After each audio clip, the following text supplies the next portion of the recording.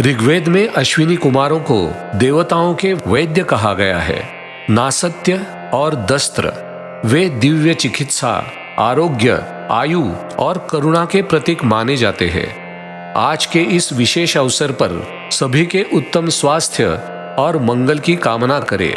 आइए सुनते हैं श्री अश्विनी कुमार स्तोत्रम। श्री गणेशाय नमः।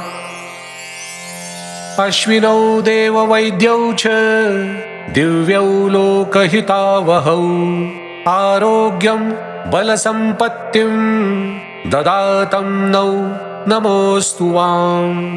नासत्य दस्त्रनामानौ दिव्यरूपौ दयानिधि भक्तानामर्तिनाशाय वन्दे वां देवसत्तमौ। सुवर्णरथमारूढौ सूर्यपुत्री समान्वितौ भीषजौ सर्वलोकानां नमामि करुणाकरौ। औषधानां पतिं वन्दे जीवनस्य प्रदायकौ व्याधिनाशकरौ नित्यं सर्वसौख्यप्रदायकौ। वेदवन्द्यौ महातेजौ योगिनां हृदि संस्थितौ ज्ञानविज्ञानदातारौ नमामि शुभदायकौ। दुःखदारिद्र्य संहारौ भयशोकविनाशकौ आयुर्बलं यशः श्रीं च प्रयच्छेतां कृपानिधि।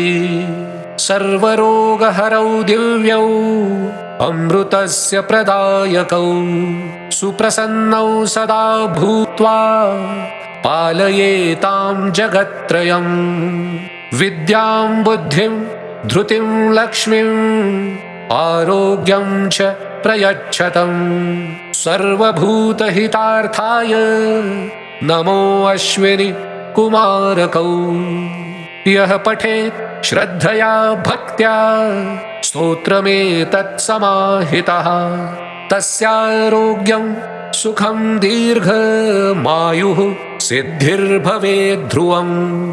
इति स्तुत्वा नमस्कृत्य देववैद्यौ दयानिधि भक्तानुग्रहकर्तारौ पातां नित्यं शुभप्रदौ।